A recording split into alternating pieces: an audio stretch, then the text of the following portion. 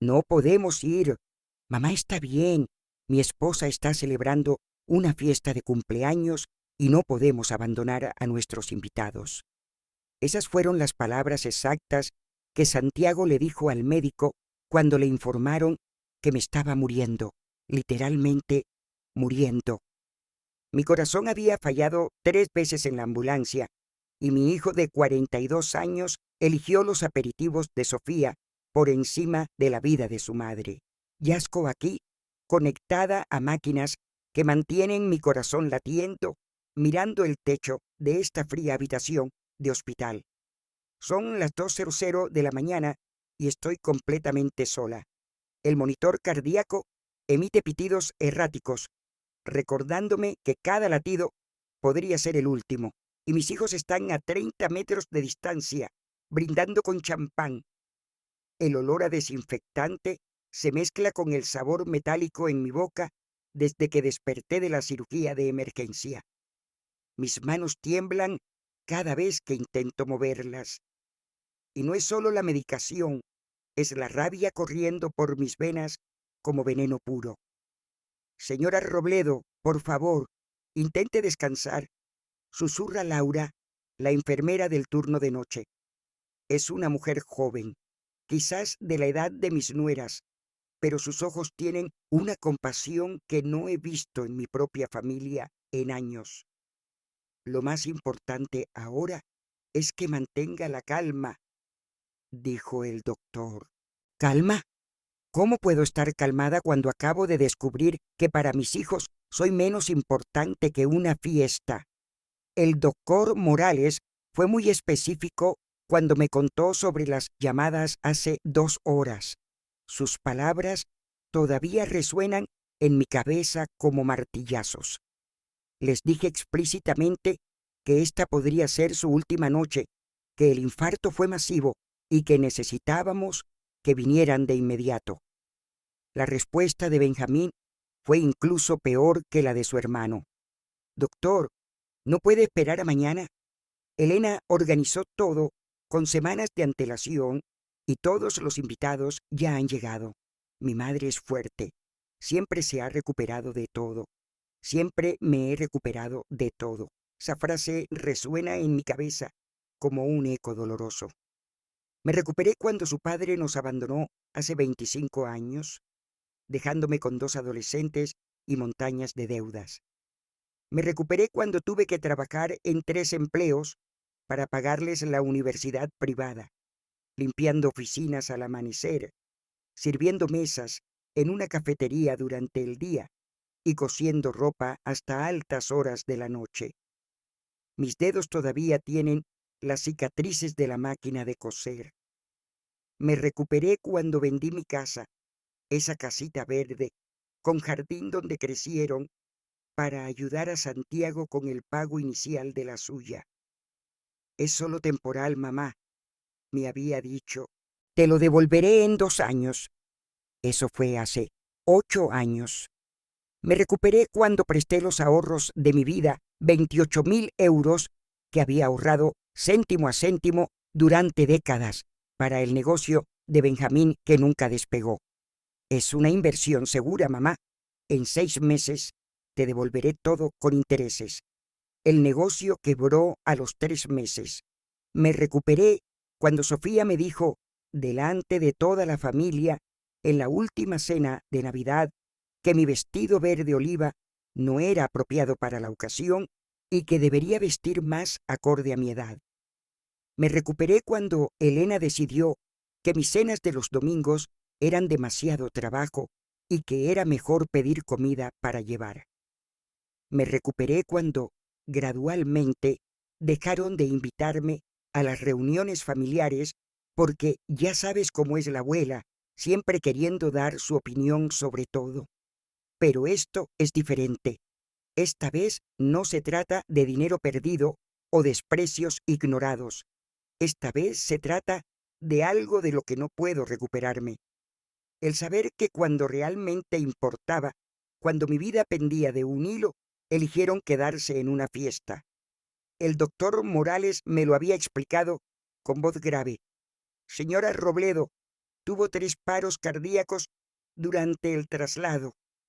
Los paramédicos lograron reanimarla, pero estuvo técnicamente muerta durante 4 minutos. Es un milagro que esté aquí hablando conmigo. 4 minutos muerta, y a mis hijos les preocupaba no arruinar la decoración de la fiesta rosa de Sofía. La puerta de mi habitación permanece cerrada.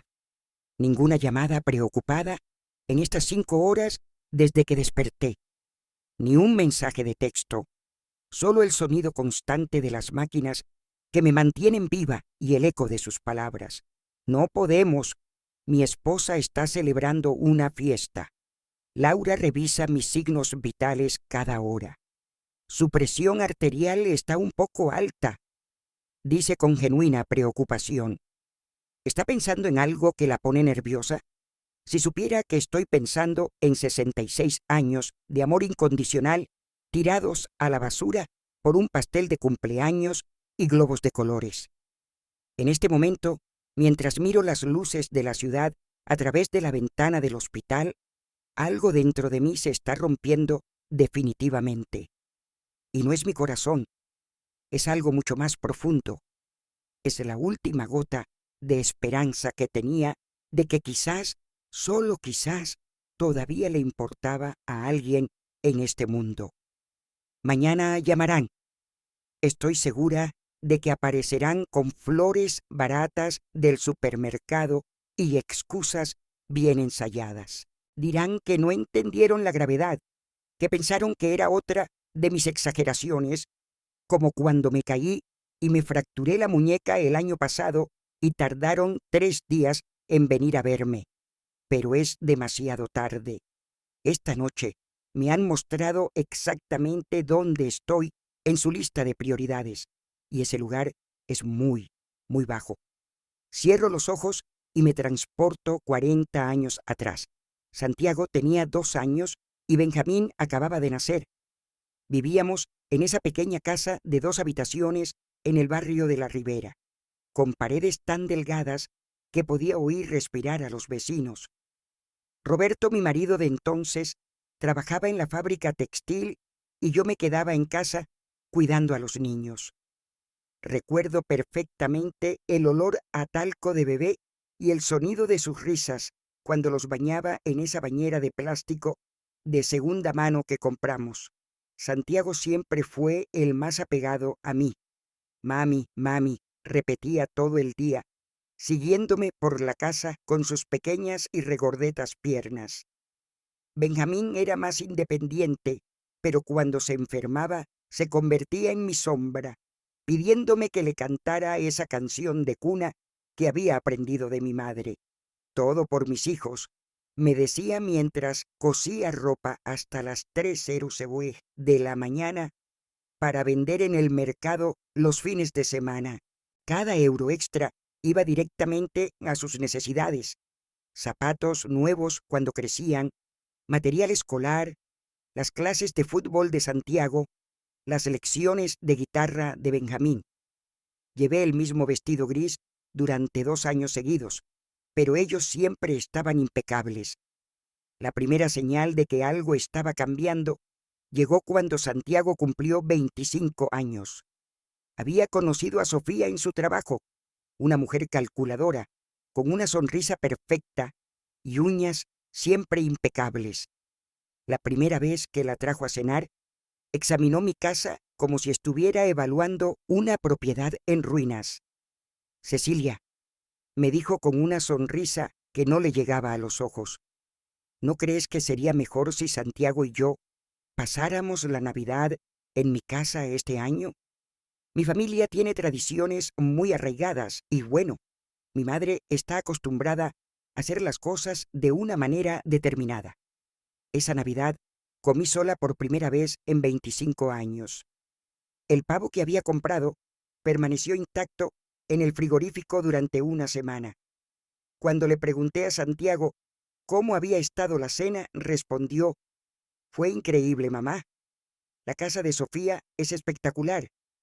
Tiene un comedor que parece sacado de una revista y la comida, bueno, Su madre es una cocinera realmente buena, como si mis 30 años cocinando para él no hubieran significado nada. Benjamín siguió el mismo patrón 2 años después.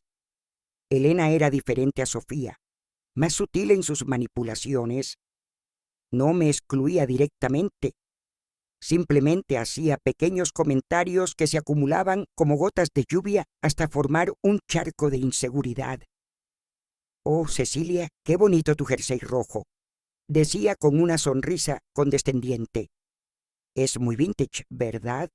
Siempre le digo a Benjamín que las mujeres de nuestra edad necesitan actualizar su vestuario de vez en cuando. O cuando preparaba mi famosa lasaña, esa receta que había perfeccionado durante décadas. «Está buena, suegra, aunque es un poco pesada para mi digestión. Prefiero la comida más ligera y moderna». Benjamín se ha acostumbrado a mi estilo de cocina. Las invitaciones a las cenas familiares empezaron a espaciarse. Primero fue: «Elena no se siente bien y prefiere algo íntimo». Luego: «Los niños tienen muchos deberes y necesitan tranquilidad». Finalmente, simplemente dejaron de invitarme. Isabel, mi vecina de toda la vida, me lo dijo sin rodeos una tarde mientras tomábamos un café. «Cecilia querida, tus nueras te están apartando de tus hijos. Es la historia más vieja del mundo. He visto esta película 1000 veces, pero me negaba a creerlo. Son buenas chicas, Isabel. Solo necesitan tiempo para adaptarse a la familia». ¿Adaptarse? Llevan 5 años casadas, Cecilia. Ya se han adaptado. Te han adaptado a ti para que seas la abuela que aparece en las emergencias y se va en silencio. Tenía razón, pero dolía admitirlo. Había empezado a sentirme como una extraña en la vida de mis propios hijos. Las conversaciones telefónicas se volvieron mecánicas. «Hola, mamá, ¿cómo estás?». «Bien, nosotros también». «Bueno, te llamamos luego. Estamos ocupados». El golpe más duro llegó hace 2 años, cuando vendí mi casa para ayudar a Santiago. Sofía había encontrado la casa de sus sueños en un barrio exclusivo, pero necesitaban 100.000 euros para la entrada. «Mamá», me dijo Santiago con esa voz que usaba de niño cuando quería algo, «sé que es mucho pedir, pero es nuestra oportunidad. Es una inversión increíble. En 5 años, esta casa valdrá el doble». Vendí mi casita verde, esa donde había criado a mis hijos, donde sus estaturas estaban marcadas en el marco de la puerta, donde habían dado sus primeros pasos. Me mudé a un pequeño apartamento en un edificio sin ascensor, pero ellos tuvieron la casa de sus sueños. La primera vez que fui a visitarlos a su nueva casa, Sofía me recibió en la puerta con una sonrisa tensa. «Cecilia, qué sorpresa. Deberías haber llamado antes. Esperamos a unos amigos para cenar». No me invitó a entrar. Me quedé en el umbral de la casa que había ayudado a comprar, sintiéndome como una vendedora que llega en el momento equivocado. «Solo vine a traerte esto», dije, entregándole un pastel de chocolate que había hecho especialmente para ellos. Era el favorito de Santiago desde que era niño. «Oh, qué detalle. Pero ya sabes que estamos intentando comer más sano. Santiago se está cuidando mucho después de su susto con el colesterol alto». Sostuvo el pastel como si estuviera contaminado. Esa noche lloré hasta quedarme dormida. Mi hijo tenía problemas de colesterol y yo me enteraba por casualidad en una conversación en la puerta de una casa que había ayudado a comprar. Con Benjamín la situación fue diferente, pero igualmente dolorosa. Él siempre había sido más directo, menos diplomático que su hermano. Cuando su negocio de importación de productos electrónicos empezó a tener problemas, fue directo al grano. «Mamá, necesito 8.000 euros. Es para salvar el negocio. Si no los consigo esta semana, tendré que cerrar y quedaré endeudado por años. Eran todos mis ahorros, cada euro que había guardado trabajando al amanecer, cada moneda que había apartado de mi pensión durante 10 años. Pero era mi hijo, mi bebé, a quien había llevado en brazos noches enteras cuando tenía fiebre. Te los prestaré, hijo mío, pero necesito que firmes un pagaré. No es desconfianza, es solo para tener todo en orden. Elena se indignó. ¿Un pagaré? ¿En serio, Cecilia? ¿Vas a cobrarle intereses a tu propio hijo? ¿Qué clase de madre hace eso? Al final le presté el dinero sin pagaré. Es tu hijo, me dije. Él sabe lo que ese dinero significa para ti. El negocio quebró a los 3 meses. Los 8.000 euros se desvanecieron junto con años de sacrificios y sueños de una vejez digna. Benjamín me dijo: «Mamá, ya sabes cómo son estos negocios. A veces se gana, a veces se pierde. Al menos lo intenté, como si mi dinero hubieran sido fichas de casino y no el resultado de décadas de trabajo. Ahora, conectada a estas máquinas en este frío hospital, entiendo que todos esos momentos me estaban preparando para esta noche en la que la máscara finalmente cayó y pude ver la cruda verdad. Para mis hijos soy prescindible. El dolor había comenzado hace 3 días, durante el almuerzo del domingo en casa de Santiago. Era mi 66 cumpleaños, aunque nadie parecía recordarlo. Sofía había preparado una ensalada ligera y pollo a la plancha. Nada que ver con las celebraciones que yo solía organizarles cuando eran niños. Mamá, pareces cansada», me había dicho Benjamín mientras picoteaba su comida sin levantar la vista del móvil. «¿Estás durmiendo bien?» La verdad es que no había dormido bien en semanas. Una extraña presión en el pecho me despertaba cada noche a las 3:00 de la mañana, como si alguien estuviera sentado sobre mis costillas. Pero no quería preocuparlos. No quería que pensaran que era otra de mis exageraciones, como habían empezado a llamar a mis dolencias. «Estoy bien, cariño, solo un poco de acidez por la noche». Sofía había soltado una risa seca. «Es que a nuestra edad el cuerpo no procesa la comida de la misma manera, Cecilia. Yo le digo a mi madre que necesita comer más ligero, menos especias, menos grasas. El cuerpo de una mujer de 66 años no es el mismo que el de una de 30. Esa tarde, mientras me preparaba para irme, Elena llegó con una noticia que me rompió el corazón sin que ella lo supiera. Adivinad qué. Finalmente tenemos fecha para mi fiesta de cumpleaños. Será este miércoles en el salón de baile del Gran Hotel Plaza. Llevo meses planeándolo. ¿Miércoles? Mi verdadero cumpleaños había sido el domingo, pero nadie lo mencionó. El miércoles iban a celebrar a Elena con toda la pompa y circunstancia del mundo. «Va a ser increíble», continuó Elena emocionada.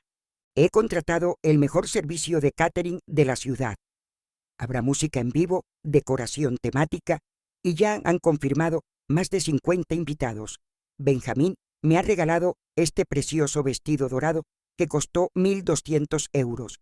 1.200 euros por un vestido, más de lo que gasto en ropa en 2 años».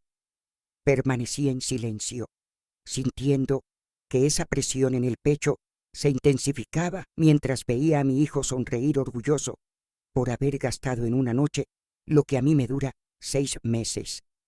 «Mamá, obviamente estás invitada», me había dicho Benjamín, pero su tono sonaba más a cortesía forzada que a un deseo real. «Aunque ya sabes que va a ser un evento elegante. Elena ha invitado a mucha gente importante de su trabajo. El mensaje era claro: ven, pero no nos avergüences».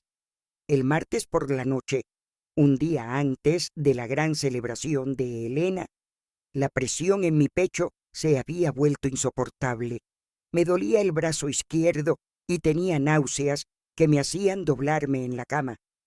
Llamé a Santiago a las 11 de la noche. «Mamá, ¿qué pasa? Estamos viendo una película. Hijo mío, me siento muy mal. Tengo un dolor en el pecho que no se me va. ¿Has tomado algo?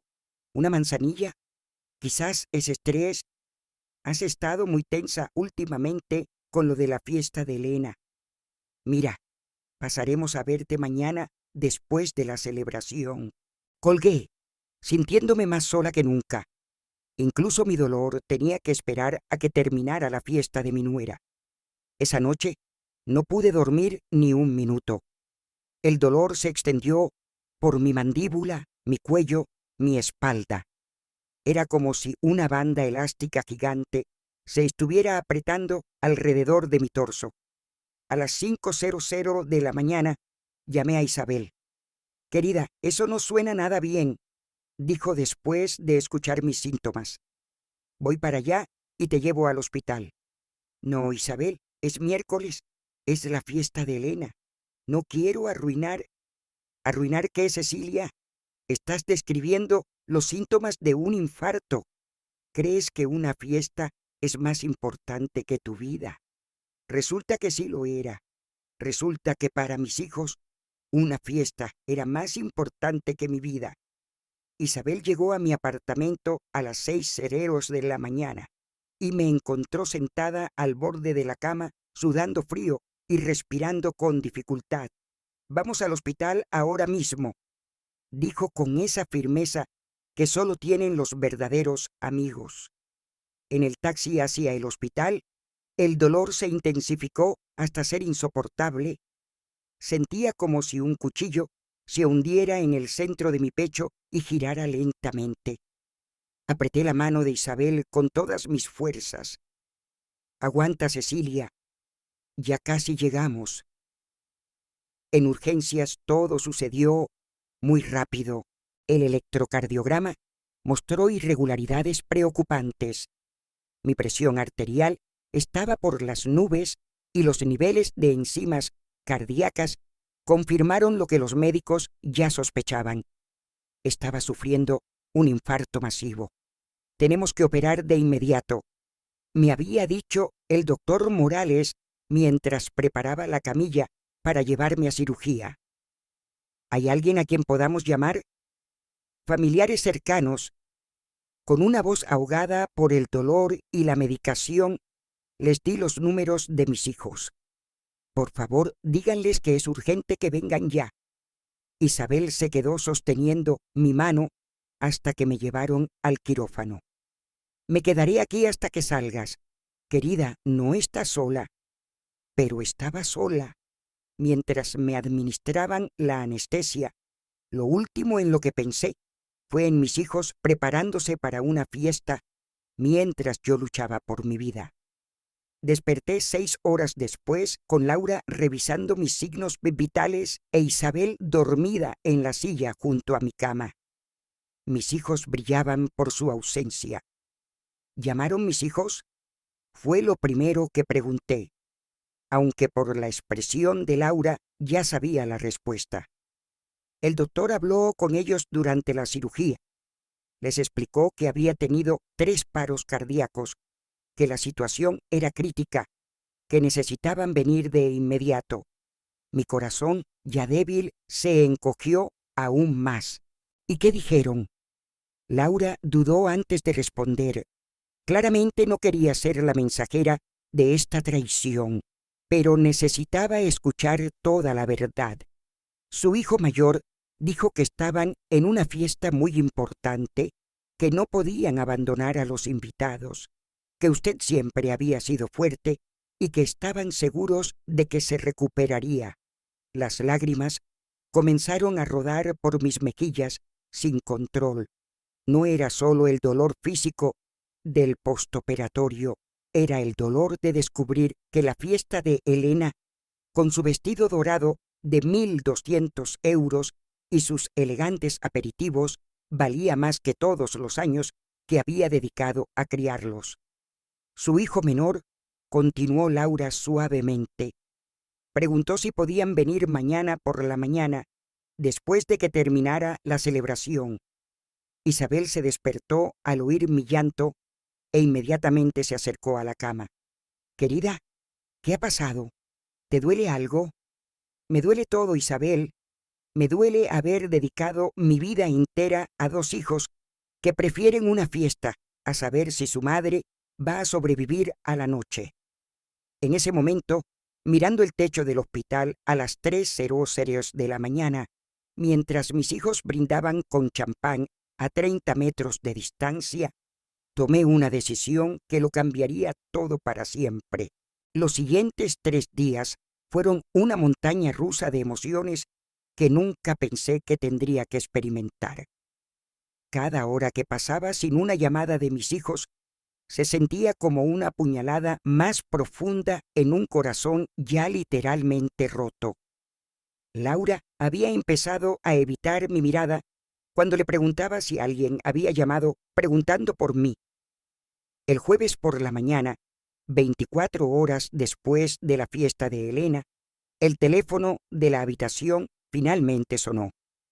Mi corazón se aceleró tanto que la máquina empezó a pitar de forma alarmante. Era Santiago. «Mamá, ¿cómo estás? Acabamos de enterarnos de que estabas en el hospital. ¿Por qué no nos dijiste nada?» La sangre me subió a la cabeza. Después de todo lo que había pasado, después de que los médicos los hubieran llamado varias veces, tenía la audacia de preguntarme por qué no les había dicho nada. «Santiago», dije con una voz que no reconocí como mía, «los médicos os llamaron el miércoles. Os dijeron que me estaba muriendo y que necesitabais venir de inmediato». Hubo un silencio incómodo al otro lado de la línea. «Ah, sí. Bueno, la fiesta de Elena era muy importante. Había venido gente de muy lejos. No podíamos simplemente cancelar todo. Además, siempre has sido muy fuerte, mamá. Pensamos que podía esperar unas horas». «¿Unas horas? Mi vida podía esperar unas horas. Mamá, no seas dramática. Ya estás bien, ¿verdad? El doctor dijo que la operación fue un éxito. Mira, pasaremos a verte el domingo después de comer. ¿Te parece bien?» ¿Domingo? Faltaban 3 días. Mi primer infarto podía esperar hasta después del almuerzo del domingo. Colgué sin despedirme. Laura, que había estado fingiendo organizar los medicamentos para darme privacidad, se acercó con una expresión preocupada. «Señora Robledo, su presión arterial se ha disparado. ¿Está bien?» «No, Laura, no estoy bien, y no creo que vuelva a gastarlo nunca más». Esa tarde llegó Benjamín, pero no solo. Lo acompañaba Elena, que lucía radiante tras su exitosa celebración. Llevaba unos pendientes dorados que combinaban con el vestido que había usado en la fiesta, y su maquillaje estaba perfectamente aplicado. Yo, mientras tanto, tenía el pelo graso, una bata de hospital manchada y tubos saliendo de mis brazos. «Suegra, ¿cómo estás? Nos diste un buen susto», dijo Elena con una sonrisa que no le llegaba a los ojos. «Benjamín me contó lo que pasó. Qué mala suerte que ocurriera justo el día de mi fiesta, ¿verdad? Mala suerte. Como si mi infarto hubiera sido un inconveniente planeado específicamente para arruinar su celebración». «La fiesta fue increíble, mamá», me dijo Benjamín mientras se sentaba en la silla más alejada de mi cama. «Deberías haber visto la decoración. Elena realmente se superó. Vinieron más de 60 personas, incluyendo al jefe de Elena y varios clientes importantes de mi trabajo. Estaba hablando de la fiesta mientras yo había estado luchando por mi vida. Estaba hablando de la decoración y de los importantes contactos que habían hecho. «¿Cómo te sientes?», me preguntó Elena, pero su tono sugería que esperaba una respuesta corta y positiva. «Te ves mucho mejor de lo que esperábamos. Los médicos de hoy en día hacen milagros, ¿verdad? Tuve 3 paros cardíacos», les dije, observando sus reacciones. Estuve clínicamente muerta durante 4 minutos.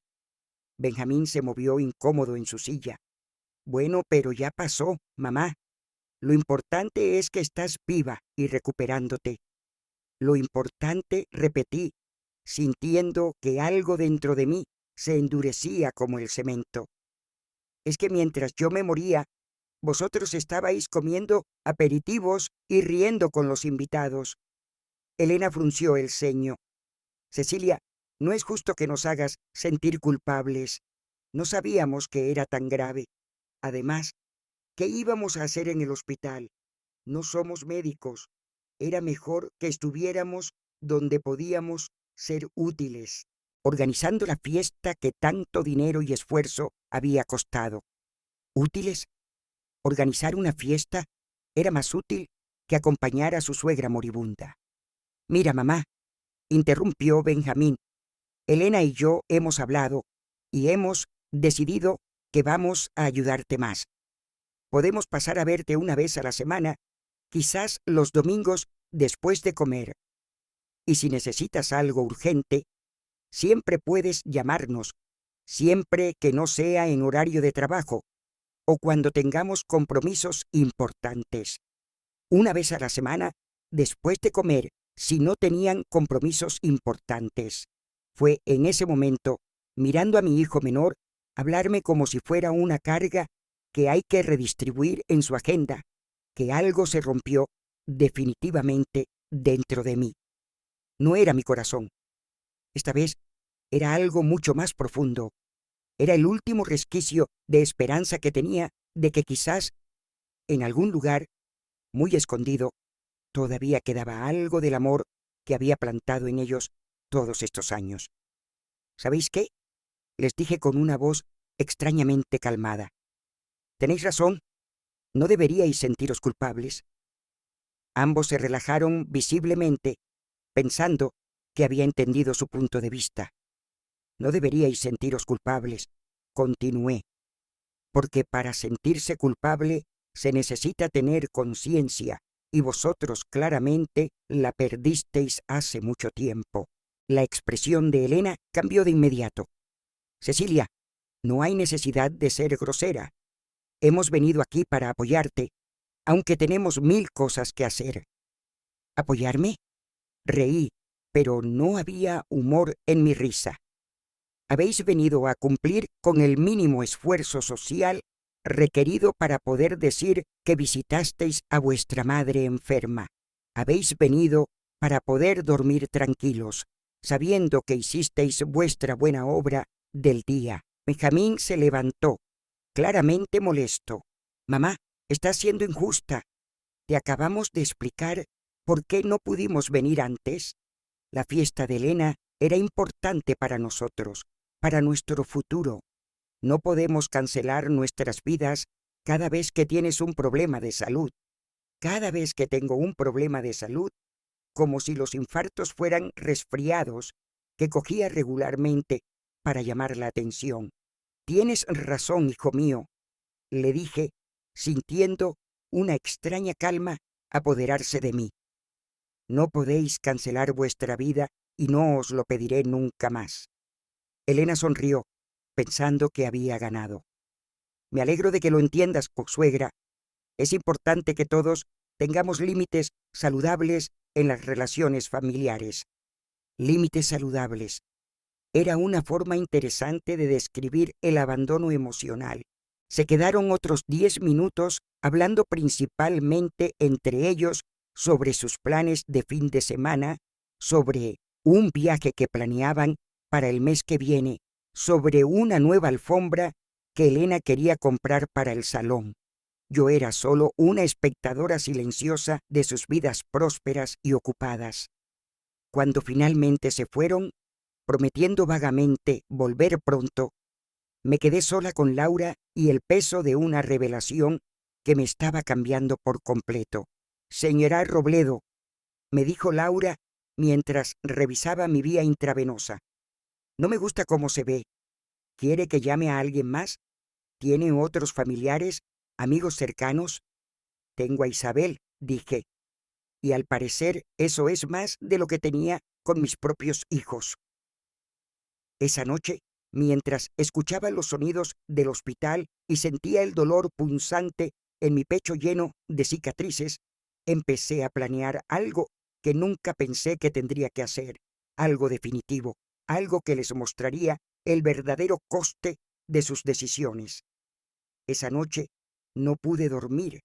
No era solo el dolor físico que todavía me atravesaba el pecho como puñales, sino una claridad mental que no había tenido en años. Por primera vez en décadas, estaba viendo mi vida sin el filtro del amor incondicional de madre. Estaba viendo la realidad tal como era, no como yo había querido que fuera. Me incorporé en la cama del hospital y le pedí a Laura papel y un bolígrafo. ¿Va a escribir cartas, señora Robledo?, me preguntó con esa dulzura que había llegado a apreciar más que las visitas de mis propios hijos. Algo así respondí. Necesito poner mis pensamientos en orden. Empecé a escribir y las palabras fluyeron como si hubieran estado esperando años para salir. No era solo una carta, era un inventario completo de mi vida, una contabilidad emocional que nunca había tenido el valor de hacer. Queridos Santiago y Benjamín, escribí con mano temblorosa. Durante 66 años he vivido para vosotros. Cada decisión que tomé, cada sacrificio que hice, cada sueño que abandoné, fue pensando en vuestro bienestar y felicidad. Hoy, acostada en esta cama de hospital, después de haber estado clínicamente muerta durante 4 minutos, finalmente entiendo que vosotros no habéis vivido un solo día pensando en la mía. Las lágrimas comenzaron a caer sobre el papel, emborronando algunas palabras, pero seguí escribiendo. Tenía 66 años de cosas que decir. Cuando vuestro padre nos abandonó, yo tenía 35 años y vosotros 18 y 10 respectivamente. Era joven, era atractiva. Tenía pretendientes que querían empezar una familia conmigo, pero elegí quedarme sola para dedicarme por completo a vosotros. No quería que ningún hombre os hiciera sentir que erais una carga o que estorbabais.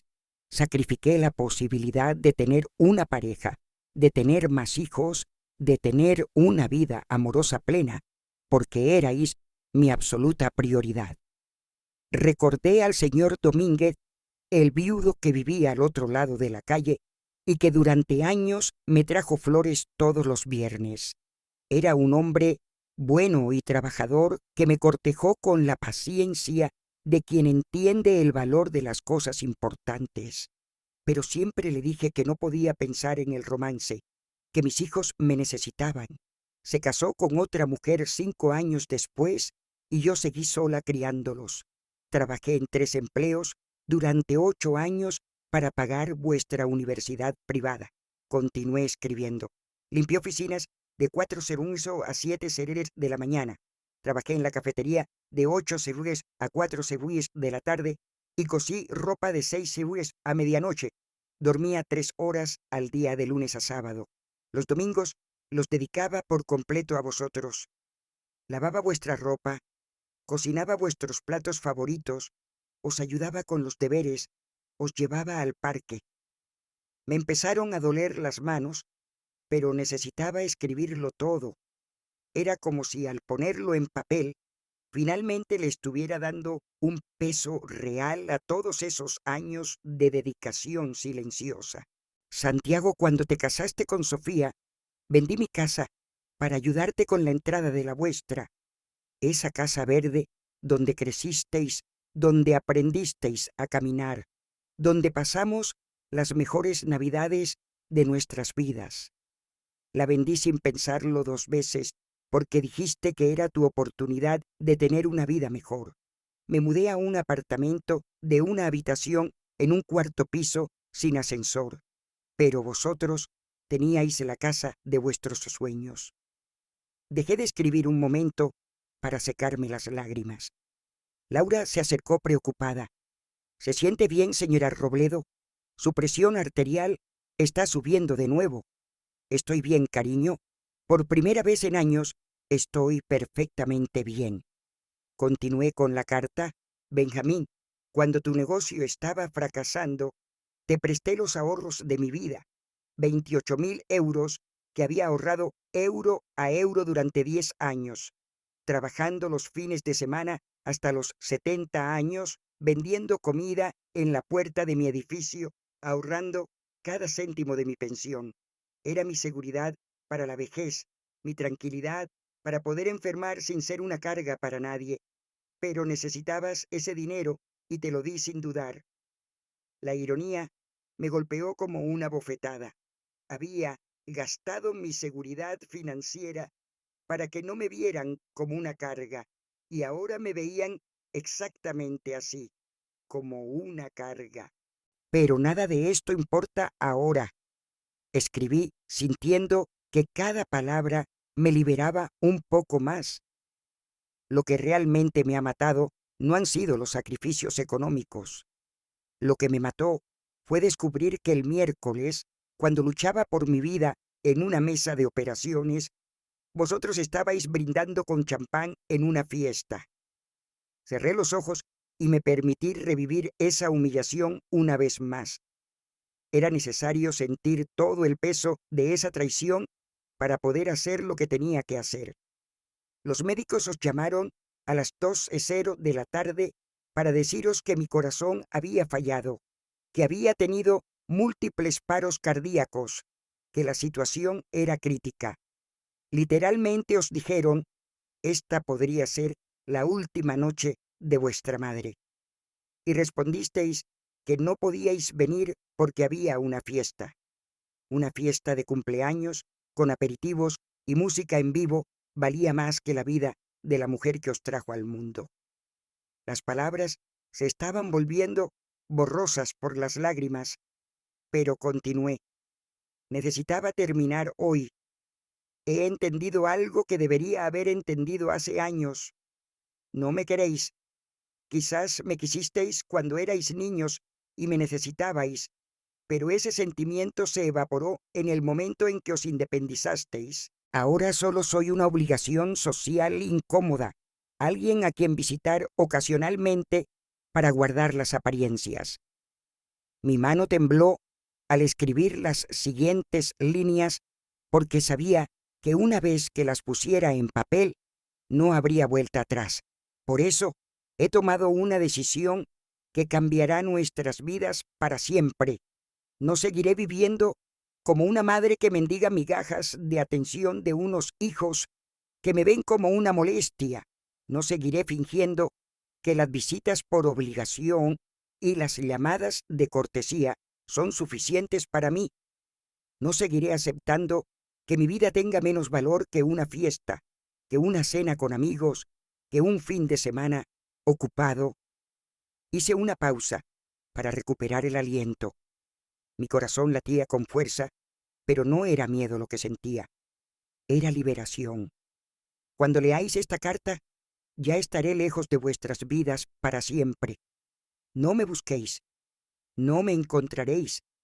He decidido empezar de nuevo en un lugar donde nadie conozca mi historia, donde pueda ser simplemente Cecilia, no la madre abandonada que se sacrificó por hijos ingratos.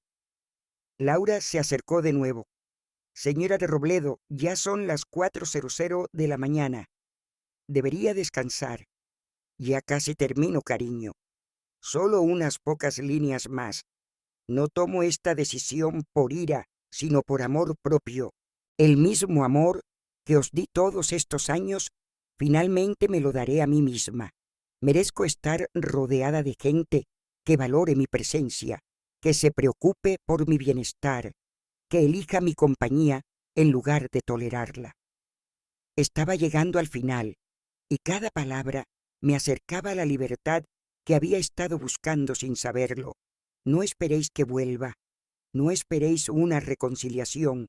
Este es mi adiós definitivo. Sed felices con vuestras vidas ocupadas, vuestras fiestas importantes y vuestras prioridades claras. Yo seré feliz lejos de vosotros. Firmé con mi nombre completo. Cecilia Robledo, vuestra madre, hasta hoy. Doblé la carta con cuidado y la puse en el cajón de la mesita de noche. Mañana se la daría a Isabel con instrucciones específicas sobre cuándo entregarla. Por primera vez en días, me dormí sin llorar. El viernes por la mañana, desperté con una extraña sensación en el cuerpo. No era el dolor físico que había estado arrastrando desde el infarto. Era algo diferente, una mezcla de nerviosismo y emoción que no había sentido en décadas. Era la sensación de estar a punto de tomar el control de mi propia vida por primera vez en años. Isabel llegó temprano, como había estado haciendo todos los días desde mi operación. Trajo un termo de café casero y esa sonrisa cálida que me recordaba que todavía había gente en el mundo que se preocupaba genuinamente por mí. Buenos días, querida. ¿Cómo has amanecido? Hoy te ves diferente, más tranquila. Isabel, necesito que me hagas un favor muy importante.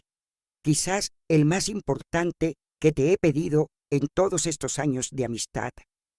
Se sentó en la silla junto a mi cama con una expresión seria. Dime lo que necesitas, Cecilia. Sabes que puedes contar conmigo para cualquier cosa. Le entregué la carta que había escrito durante la madrugada. Necesito que le des esto a mis hijos, pero no ahora. Espera hasta el domingo por la tarde, cuando vengan a visitarme. Isabel tomó el sobre con cuidado, como si supiera que contenía algo que lo cambiaría todo. ¿Qué es esto, querida? Es mi libertad, dije con una sonrisa que hasta a mí me sorprendió. Y necesito que me ayudes con algo más. Necesito que me ayudes a desaparecer.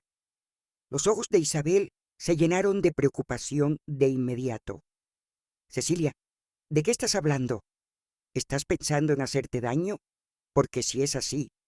No, no, la interrumpí, tomando su mano entre las mías. No estoy hablando de suicidio, Isabel. Estoy hablando de renacimiento. Estoy hablando de empezar una nueva vida lejos de aquí. Lejos de unos hijos que no me valoran. Lejos de esta ciudad donde cada rincón me recuerda cuánto he dado y qué poco he recibido a cambio. Le expliqué mi plan completo. Durante las últimas horas había estado pensando en cada detalle, como si mi mente hubiera estado esperando años para planificar mi propia liberación. Tengo dinero ahorrado en una cuenta que mis hijos no conocen. Le dije, no es mucho, pero es suficiente para empezar.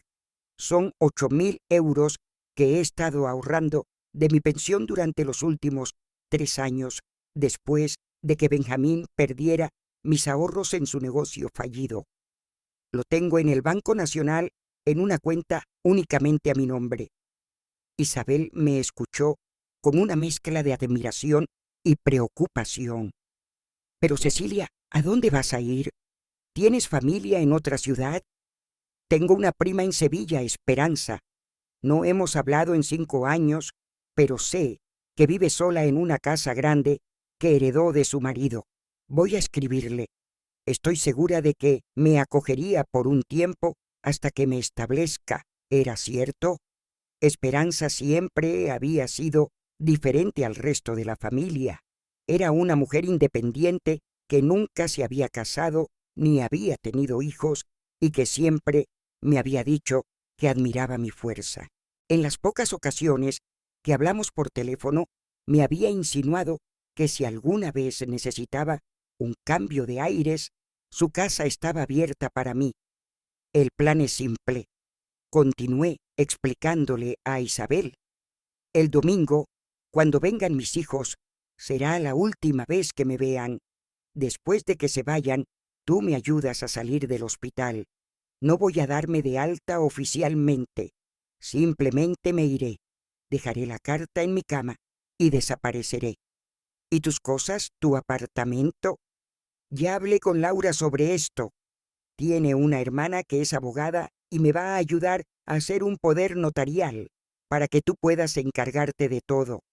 Puedes vender mis muebles, quedarte con lo que quieras y usar el dinero para pagar lo que queda del alquiler hasta que termine el contrato. Nunca me gustó ese apartamento, de todos modos. Era demasiado pequeño, demasiado triste. Isabel permaneció en silencio durante un largo momento, procesando todo lo que le había dicho. Cecilia, ¿estás segura de esto? Es una decisión muy grande. Una vez que te vayas, va a ser muy difícil volver. No quiero volver, Isabel. Esa es exactamente la idea. Quiero que mis hijos entiendan lo que se siente al ser abandonado por la familia. Quiero que sepan lo que es buscar a alguien que amas y no encontrarlo. Quiero que vivan con la culpa de haber perdido a su madre por elegir una fiesta sobre su vida. Las palabras salían de mí con una claridad y determinación que me sorprendieron. Era como si todos estos años hubiera estado acumulando fuerzas para este momento. Además, continué, tengo 66 años, Isabel. Si vivo hasta los 80, me quedan 14 años. ¿Voy a desperdiciar esos años mendigando la atención de unos hijos que me ven como una obligación? ¿O voy a usarlos para ver nuevos lugares, hacer nuevos amigos, quizás incluso encontrar el amor que nunca me permití tener? Por primera vez, desde que había empezado a explicar mi plan, Isabel sonrió. Tienes razón, querida. Tienes todo el derecho del mundo a ser feliz. Y si ellos no pueden darte esa felicidad, entonces necesitas encontrarla en otro lugar. Exactamente. Y necesito que me prometas algo más, Isabel. Cuando mis hijos vengan a buscarte, después de leer la carta, cuando te supliquen que les digas dónde estoy, necesito que les digas que no lo sabes, porque realmente no lo sabrás. No te voy a decir mi dirección exacta en Sevilla hasta que esté completamente instalada y segura de que no quiero que me encuentren. Isabel asintió con determinación. Te lo prometo, Cecilia, pero quiero que me mantengas al día de cómo estás, que me llames al menos una vez a la semana para saber que estás segura y bien. Por supuesto, eres la única familia real que tengo, Isabel. Eres la hermana que nunca tuve y la única persona que realmente se preocupa por mi bienestar. Pasamos el resto de la mañana planeando los detalles. Isabel se encargaría de contactar a la hermana de Laura para los papeles legales. Yo llamaría a mi prima Esperanza desde el teléfono del hospital para explicarle mi situación. También necesitaba sacar mis 8.000 euros del banco y convertirlos en efectivo para el viaje. ¿Sabes qué es lo más triste de todo esto? Le dije a Isabel mientras organizábamos los últimos detalles, que estoy más emocionada con esta nueva vida que con cualquier cosa que me haya pasado en los últimos 10 años. Me siento como una adolescente planeando escaparse de casa. Pero en lugar de huir de padres controladores, estoy huyendo de hijos ingratos. No es triste, querida, es liberador. Has pasado toda tu vida adulta viviendo para los demás. Es hora de que vivas para ti misma. Esa tarde llamé a Esperanza desde el teléfono del hospital. Su voz sonaba sorprendida, pero genuinamente feliz de oírme. Cecilia, qué agradable sorpresa. ¿Cómo estás, prima? Esperanza, necesito contarte algo importante. Estoy pasando por una situación muy difícil con mis hijos y necesito hacer un cambio radical en mi vida. ¿Sigue en pie tu invitación de hace años para visitarte en Sevilla? No dudó ni un segundo. Por supuesto, prima. Esta casa es demasiado grande para mí sola y me encantaría tener compañía. ¿Qué está pasando? ¿Están bien tus hijos? Mis hijos están perfectamente bien, respondí con una amargura que no pude ocultar. Tanto que no necesitan a su madre para nada. Te lo contaré todo cuando llegue, pero necesito irme de aquí lo antes posible. Ven cuando quieras, Cecilia. Tienes una habitación esperándote aquí por el tiempo que necesites. Cuando colgué el teléfono, sentí como si acabara de comprar un billete a la libertad. El domingo llegó más rápido de lo que esperaba. Me desperté a las 6:00 de la mañana con una mezcla de ansiedad y emoción que me revolvía el estómago. Era mi último día siendo la madre de Santiago y Benjamín. Mañana por la mañana sería simplemente Cecilia, una mujer libre comenzando una nueva vida. Laura notó mi nerviosismo mientras revisaba mis signos vitales. Hoy se ve muy tensa, señora Robledo. ¿Está preocupada por algo? Al contrario, cariño, estoy emocionada. Hoy es el último día de una vida que ya no me sirve. Durante la mañana repasé mentalmente todo lo que había planeado. Isabel había sacado mis 8.000 euros del banco el viernes y los tenía guardados en su casa. La hermana de Laura había preparado el poder notarial que permitiría a Isabel manejar mis asuntos legales. Mi prima Esperanza esperaba mi llegada a Sevilla con los brazos abiertos. Todo estaba listo. Santiago y Benjamín llegaron exactamente a las 12:00 de la tarde, como habían prometido. Después de comer, por supuesto, Elena vino con Benjamín, luciendo un nuevo vestido color coral que probablemente costó más de lo que gasto en comida en 2 meses. Sofía llegó 15 minutos después, disculpándose porque había tenido que terminar una llamada de trabajo súper importante. «Mamá, te ves mucho mejor», me dijo Santiago mientras se sentaba en la silla más alejada de mi cama. «El doctor nos dijo que probablemente te darán el alta esta semana». «Sí», intervino Sofía. «Dijimos que era imposible que fuera tan grave como los médicos habían dicho. Siempre ha sido muy fuerte,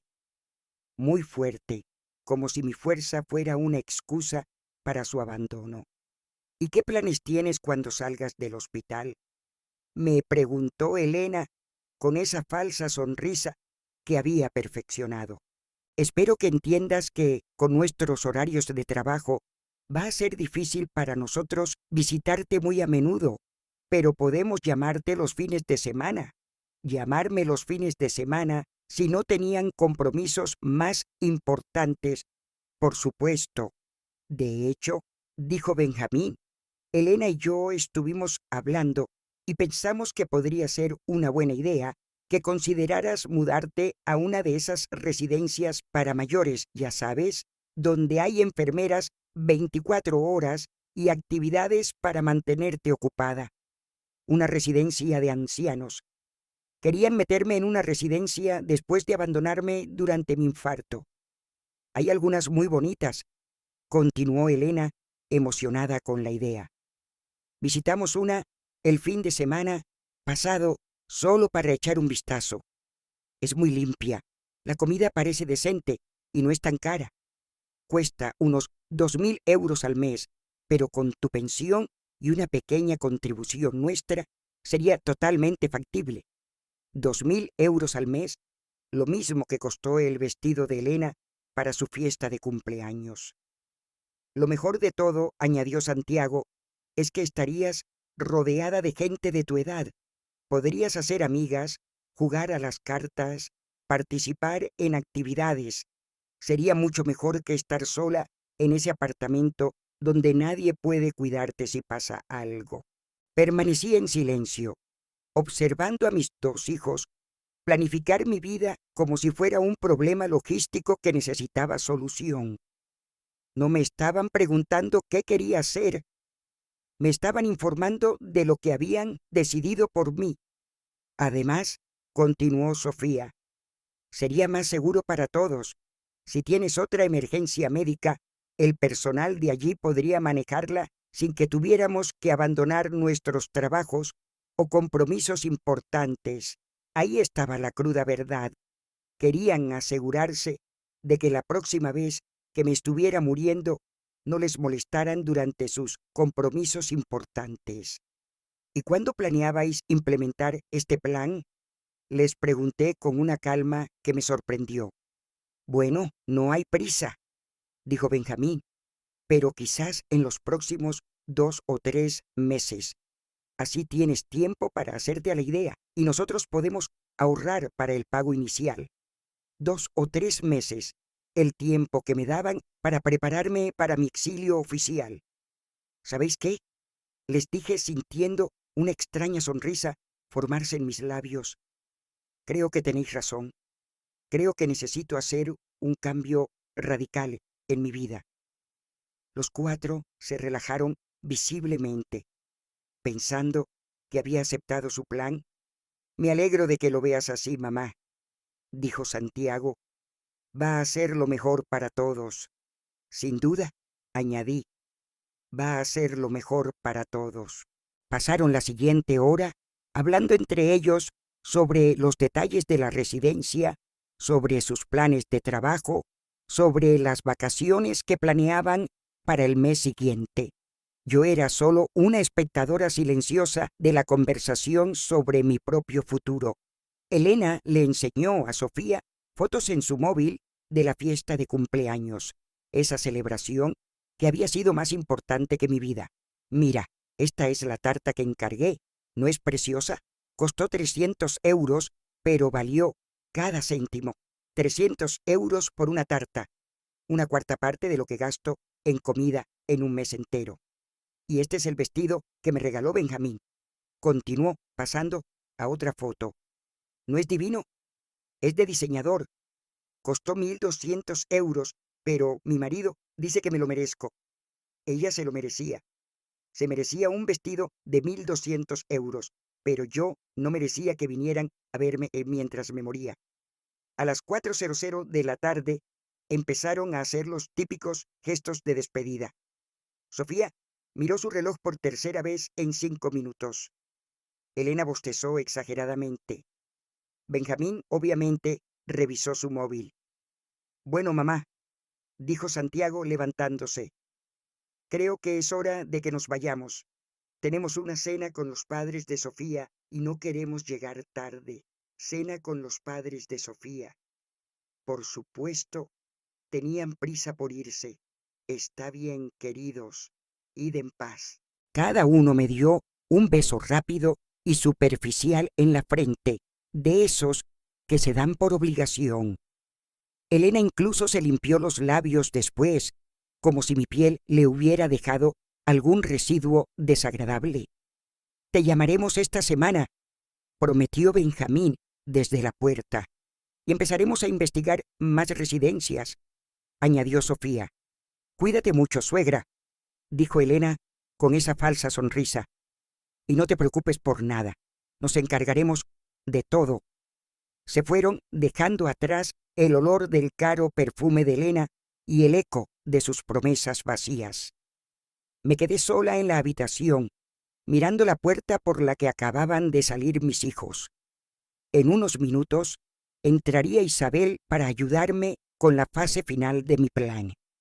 En unas horas estaría en un autobús hacia Sevilla. Para mañana, la cama del hospital estaría vacía y mis hijos estarían leyendo la carta que cambiaría sus vidas para siempre.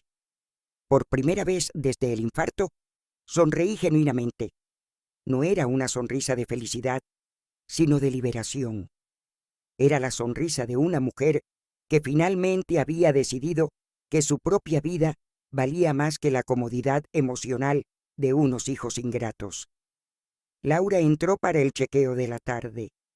¿Cómo se siente después de la visita, señora Robledo? Me siento libre, Laura. Por primera vez en décadas, me siento completamente libre. ¿Libre? ¿Libre de qué?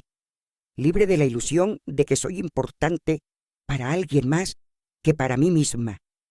A las 6:00 de la tarde, Isabel llegó puntual como siempre. Llevaba una pequeña maleta con ropa que había empacado de mi apartamento y los 8.000 euros en efectivo. ¿Lista para tu nueva vida, querida?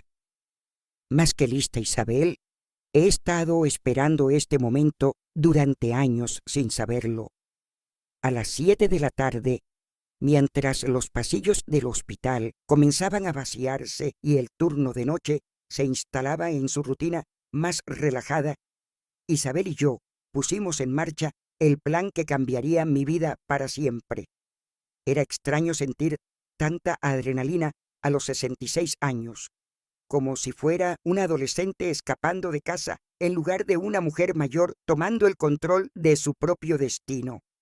¿Estás segura de que quieres hacer esto, Cecilia?, me preguntó Isabel una última vez mientras me ayudaba a vestirme con la ropa que había traído de mi apartamento.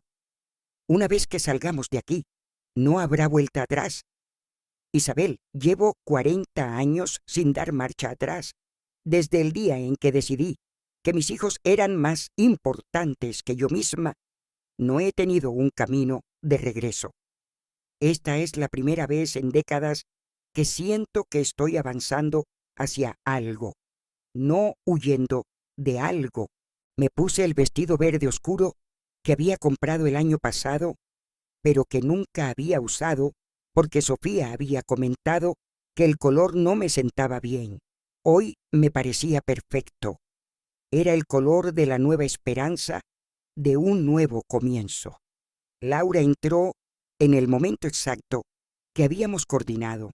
Su turno terminaba a las 8 y había accedido a ayudarnos con la parte más delicada del plan: salir del hospital sin un registro oficial de mi partida. Señora Robledo, ¿está lista para esto? Mi hermana la espera en el aparcamiento con todos los papeles legales que necesita firmar. Tan lista como nunca lo he estado para nada en mi vida. Tomé la carta del cajón de la mesita de noche y la coloqué sobre la almohada, bien visible. Era un sobre blanco con los nombres de mis hijos escritos con mi mejor caligrafía. Parecía tan inocente, tan simple, pero sabía que esas 4 páginas destruirían el cómodo mundo que habían construido ignorando mi existencia. Isabel, recuerda, espera hasta mañana por la tarde para darles esto. Así tengo tiempo de llegar a Sevilla y asentarme un poco antes de que se desate el caos. Lo recuerdo perfectamente, querida. Mañana a las 5:00 de la tarde iré a casa de Santiago y les daré la carta. Y cuando me pregunten dónde estás, les diré exactamente lo que me dijiste, que no lo sé. Caminamos por los pasillos del hospital como si fuéramos visitantes normales, saliendo después del horario de visita. Laura había sido muy inteligente al elegir esta hora. Había suficiente movimiento de gente para que no llamáramos la atención, pero no tanto como para que alguien prestara atención específica a una mujer mayor con una pequeña maleta. En el aparcamiento nos encontramos con Sara, la hermana de Laura. Era una mujer de unos 40 años, con una expresión seria, pero amable, que me tendió la mano profesionalmente. Señora Robledo, soy Sara Morales, abogada. Mi hermana me explicó su situación y quiero que sepa que tiene todo mi apoyo. Lo que está haciendo requiere mucho coraje.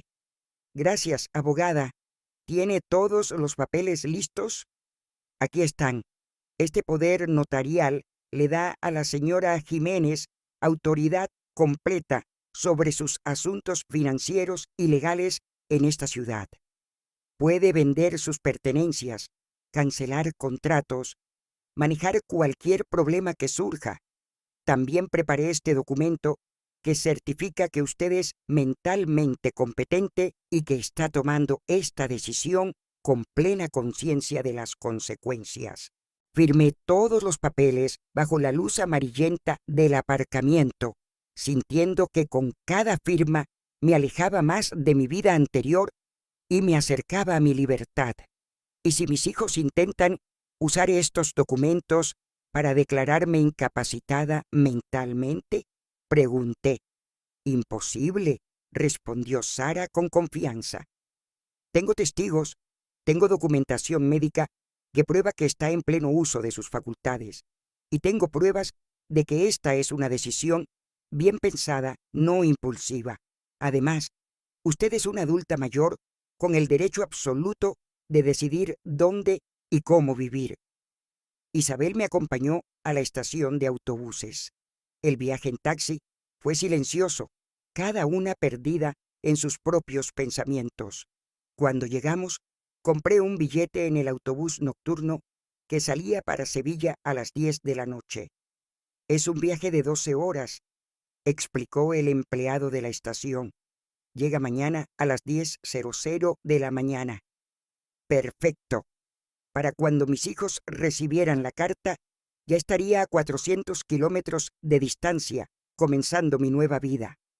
Cecilia, me dijo Isabel mientras esperábamos en la sala de espera. Quiero que sepas que estoy muy orgullosa de ti. No conozco a muchas mujeres de tu edad que tengan el valor de empezar de cero. No estoy empezando de cero, Isabel. Estoy empezando con 66 años de experiencia, con 8.000 euros en el bolsillo y con la certeza de que merezco algo mejor que migajas de atención. Cuando anunciaron mi autobús, nos abrazamos como las hermanas en que nos habíamos convertido durante todos estos años de amistad. Cuídate mucho, querida, y llámame en cuanto llegues para saber que estás segura y bien. Te llamaré todas las semanas, Isabel. Eres la única familia real que me queda, la única persona que realmente me ha demostrado que mi bienestar importa. Subí al autobús con mi pequeña maleta y el corazón lleno de una emoción que no había sentido en años. No era exactamente felicidad, sino algo más profundo. Era la dignidad recuperada. Encontré mi asiento junto a la ventana y, mientras el autobús se alejaba de la ciudad donde había vivido toda mi vida, saqué mi móvil para enviar un último mensaje de texto a mis hijos.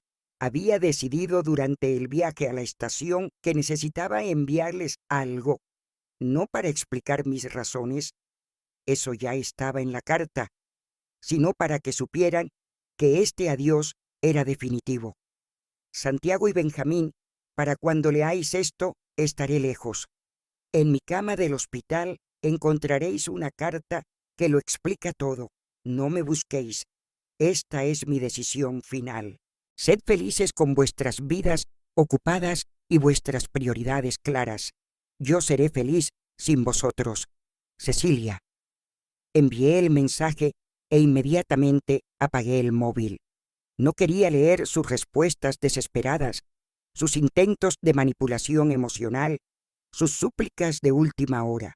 Habían tenido toda una vida para demostrarme que me querían y habían elegido demostrarme lo contrario. El autobús continuó por la carretera nocturna, alejándome kilómetro a kilómetro de una vida de sacrificios no reconocidos y acercándome a una vida de nuevas posibilidades. A través de la ventana veía pasar las luces de pequeños pueblos, casas donde otras madres probablemente cenaban con hijos que las valoraban, donde otras familias se despedían con besos genuinos y promesas cumplidas. A las 2:00 de la mañana, cuando la mayoría de los pasajeros dormían, permanecí despierta pensando en todo lo que había dejado atrás y en todo lo que me esperaba. No sentía tristeza ni culpa. Sentía algo que no había experimentado en décadas. Esperanza. Mi prima Esperanza me había dicho por teléfono que Sevilla era una ciudad preciosa, llena de parques y mercados, con un clima perfecto y gente cálida. Aquí puedes empezar de nuevo, Cecilia. Aquí nadie conocerá tu historia y podrás escribir una nueva. Escribir una nueva historia. Me gustaba esa idea. Por primera vez en mi vida adulta, iba a ser la protagonista de mi propia historia, no un personaje secundario en las vidas de mis hijos. El autobús continuó su camino, llevándome hacia mi libertad. Llegué a Sevilla a las 10:00 de la mañana del lunes, exactamente como lo había calculado. El sol brillaba con una intensidad que no había visto en años, como si hasta el clima estuviera celebrando mi nueva vida. Mi prima Esperanza me esperaba en la estación con una sonrisa que me recordó inmediatamente a mi madre, su tía, que siempre decía que la verdadera familia no es la que comparte tu sangre, sino la que comparte tu dolor y tu alegría. Cecilia, qué alegría verte, dijo, abrazándome con una calidez que mis propios hijos no me habían dado en años. Te ves cansada del viaje, pero hay algo diferente en tus ojos, como si hubieras dejado una carga muy pesada en algún lugar del camino. Así es, prima. Dejé 40 años de carga en un hospital a 400 kilómetros de aquí. Durante el trayecto a su casa, Esperanza me habló de la vida en Sevilla, de los mercados donde podía comprar verduras frescas por céntimos, de los parques donde mujeres de nuestra edad se reunían cada mañana para hacer ejercicio y socializar, de las clases de baile para mayores, de las oportunidades de trabajo a tiempo parcial para personas con experiencia. Aquí nadie te juzgará por empezar de nuevo a los 66. Cecilia, esta ciudad está llena de historias de renacimiento. Su casa era exactamente como la había descrito, grande, llena de luz, con un patio trasero donde las rosas, los jazmines y un limonero llenaban el aire de fragancia. Mi habitación tenía una ventana que daba al jardín y una cama con sábanas blancas que olían a lavanda. Este será tu hogar por el tiempo que necesites, prima, y si decides quedarte para siempre, será un honor para mí. Esa primera tarde, mientras Esperanza preparaba una comida casera que me recordó a mi infancia, recibí la llamada que había estado esperando. Era Isabel. Cecilia, acabo de entregar la carta. Fue exactamente como lo imaginaste. Cuéntamelo todo, Isabel. Necesito saber cómo reaccionaron. Llegué a casa de Santiago a las 5:00 de la tarde, como acordamos. Estaban teniendo una tranquila cena familiar.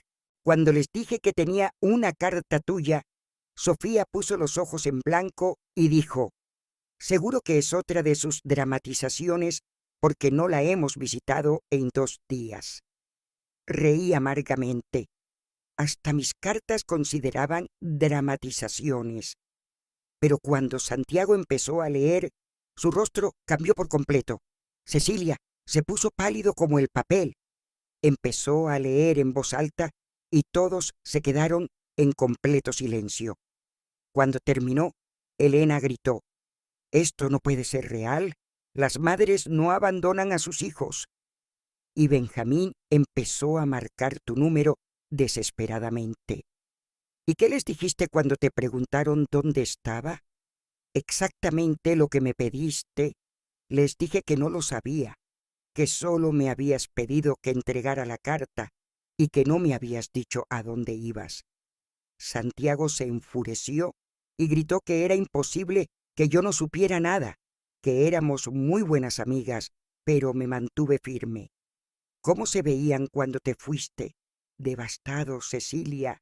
Pero no era tristeza lo que vi en sus rostros, era pánico. El pánico de darse cuenta de que habían perdido algo para siempre y que era por su propia culpa. Esa noche, acostada en mi nueva cama, en mi nueva ciudad, con el aroma del jazmín entrando por la ventana, recibí decenas de llamadas perdidas y mensajes de texto de mis hijos. No respondí a ninguno, pero los leí todos. «Mamá, por favor, llámanos. Podemos hablar de esto». Santiago: «Cecilia, esto es ridículo. Las madres no pueden simplemente desaparecer». Sofía: «Mamá, entiendo que estés molesta, pero esto es extremo. Vuelve y arreglaremos todo». Benjamín: «Suegra, creo que estás exagerando. Te queremos. Solo tenemos vidas ocupadas». Elena: «Los mensajes continuaron durante días, volviéndose progresivamente más desesperados, más suplicantes, más conscientes de la magnitud de lo que habían perdido. Mamá, Fui al hospital y encontré tu cama vacía. El doctor dijo que te fuiste sin el alta. Esto es peligroso para tu salud. Santiago, por favor, mamá, al menos dinos que estás bien. Estamos muy preocupados. Benjamín, Cecilia, hemos estado pensando y tienes razón en muchas cosas. Podemos cambiar. Vuelve, por favor. Sofía, pero era demasiado tarde para cambios.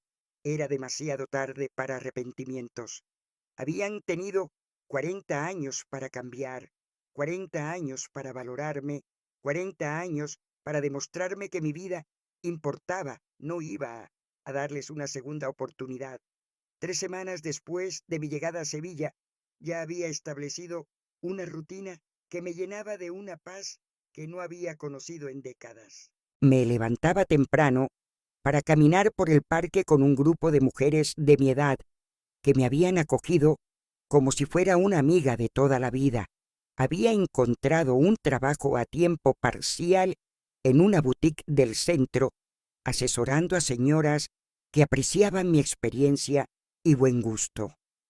Por las tardes tomaba clases de pintura en el centro cultural, algo que siempre había querido hacer, pero nunca tuve tiempo porque estaba demasiado ocupada sacrificándome por mis hijos. Pareces 10 años más joven, Cecilia, me dijo Esperanza una tarde mientras pintábamos juntas en el jardín. Es increíble lo que la libertad puede hacer por una mujer. Tenía razón, me sentía renacida, como si los 66 años de sacrificio hubieran sido solo una preparación para esta nueva vida donde finalmente podía ser yo misma. Un mes después, conocí al señor Hernández en la clase de baile. Era un viudo de 70 años, jubilado, con ojos amables y una risa fácil. No había nada romántico entre nosotros, pero era agradable tener la compañía de un hombre que me trataba con respeto y admiración, que valoraba mi conversación y mi presencia. Cecilia, me dijo una tarde después de bailar, no sé qué te trajo a Sevilla, pero espero que fuera algo bueno, porque tu llegada definitivamente ha sido algo bueno para todos nosotros. Los mensajes de mis hijos habían disminuido gradualmente, pasando de desesperados a suplicantes, de suplicantes a enfadados, de enfadados a resignados. El último mensaje que había recibido hacía una semana. Mamá, si esto es lo que realmente quieres, lo respetamos. Solo queremos saber que estás bien y feliz. Nos hemos dado cuenta de muchas cosas desde que te fuiste y tienes razón en todo lo que dijiste. Esperamos que algún día puedas perdonarnos. Santiago, ¿perdonarlos? Quizás algún día podría perdonarlos, pero nunca podría olvidar. Y definitivamente nunca volvería a ser la madre que mendigaba migajas de atención. 6 meses después de mi llegada a Sevilla, mientras tomaba un café en el jardín en una mañana soleada, reflexioné sobre todo lo que había ganado al perder a mis hijos. Había ganado dignidad, respeto propio, amistades genuinas, nuevas experiencias y la posibilidad de vivir mis últimos años como quería vivirlos, no como otros esperaban que los viviera. Mi teléfono sonó. Era Isabel con su llamada semanal. ¿Cómo estás, querida? Suenas cada vez más feliz. Estoy mejor que nunca, Isabel. Ayer me matriculé en un curso de literatura en la universidad. Imagínate, a los 66 años voy a estudiar algo que siempre amé, pero nunca pude hacer porque estaba demasiado ocupada criando hijos que no me valoraban. Me hace tan feliz escucharte así, Cecilia. ¿Y ellos? ¿Has sabido algo? Los veo ocasionalmente publicando fotos en las redes sociales. Siguen con sus vidas ocupadas, sus fiestas importantes, sus compromisos urgentes. La diferencia es que ahora no tengo que fingir que me importa. Esa noche, mientras escribía en el diario que había comenzado a llevar, reflexioné sobre la decisión más valiente de mi vida. No había sido fácil.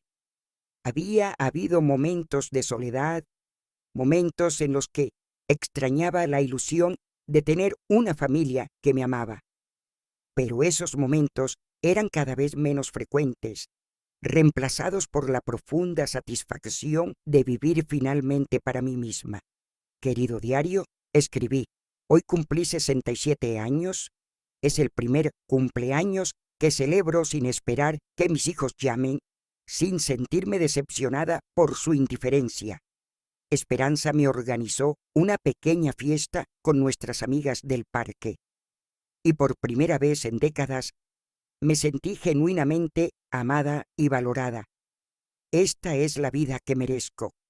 Esta es la vida que siempre debería haber tenido. Cerré el diario y miré por la ventana el jardín iluminado por la luna. Mañana sería otro día de mi nueva vida, otro día de libertad, otro día de ser simplemente Cecilia. No la madre abandonada, no la mujer sacrificada, sino una mujer completa, viviendo en sus propios términos. Y por primera vez en 40 años, eso era más que suficiente. Si te ha gustado mi historia, puedes apoyarme enviando un super gracias para que pueda escribir más historias como esta. Muchas gracias de antemano. ¿Y tú? ¿Qué harías en el lugar de esta persona?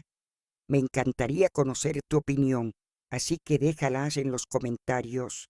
Siempre tengo curiosidad por saber lo que piensas. Ah, y dime dónde has escuchado esta historia. Si quieres oír más historias de vida como esta, dale me gusta al video y suscríbete a mi canal. Hay muchas más esperándote. Un fuerte abrazo y hasta la próxima.